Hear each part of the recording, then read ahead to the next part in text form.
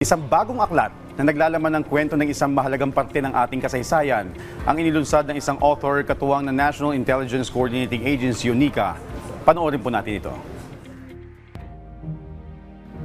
Ang mga pangyayari sa ating nakaraan ay siyang nagiging pira-pirasong yugto na bumubuo sa ating kasaysayan.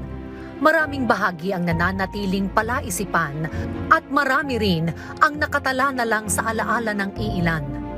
Isa sa mga yan ang insidente ng MV Karagatan Arms Landing sa Digoyo Point sa Isabela noong 1972. Isa itong barko na naglalaman ng libo-libong armas na ipinuslit sa Pilipinas para sa mga miyembro ng Communist Party of the Philippines New People's Army.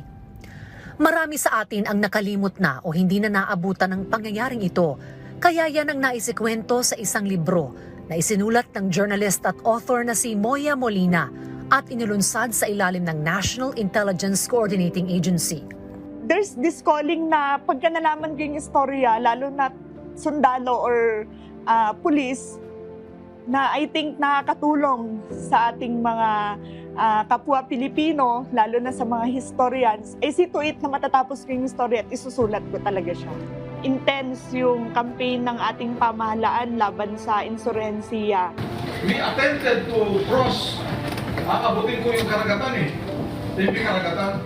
Mismong ang Director General ng NICA ay kabilang sa mga sundalo na naging bahagi ng tagumpay sa pagpigil ng pagkuha ng mga insurgent group sa mga armas na ito.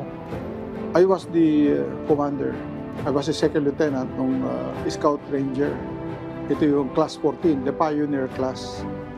And kami yung napadala, in-replace natin ang isang batalyon doon para to pave way for the landing of the Marines. Nung kami ang pumalit, kami ang naka-recover ng 4 na patay isang Dumating na kami sa area, we received request for yung logistics and recovered over 1,000. Noon nakuha na namin yung baril, nag-request na kami ng support. Sila yung umakyat, makakuha ng kasama ng provincial commander. Sinasabing ang MV Karagatan Arms Landing ay konektado sa Plaza Miranda bombing at martial law noong panahon ni dating Pangulong Ferdinand Marcos Sr. Ang sinasabi, it was planned arms landing to justify martial law. Hindi naman gano'n kasi there was really firefight. At saka na-recover nga yung mga baril, galing sa China yun. Ang naturang bahagi ng ating kasaysayan ay hindi lubos na nalalaman ng publiko at ng ating kababayan. Pero malaki ang naging bahagi ng tagumpay na ito sa ating kasarinlan. Ang significance ng Karagatan Arms Landing was that there were about 3,000 M14. Complete yan with all the ammunitions. It could have been a turning point kung yung mga baril na yan umabot sa mga armed groups sa NPA.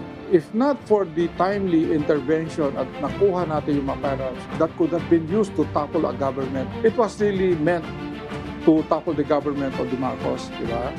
So, punasok na ito, ready sila mag-take over, then plus sa Miranda bombing, then yung kung bakit kailangan mag-martial law, because at that time, very unruly to save the democracy that we are all enjoying. In-establish ko talaga dyan sa libro yung mga pangyayari para pag nabasa ng present generation, magkakaroon sila lang ng learning from it.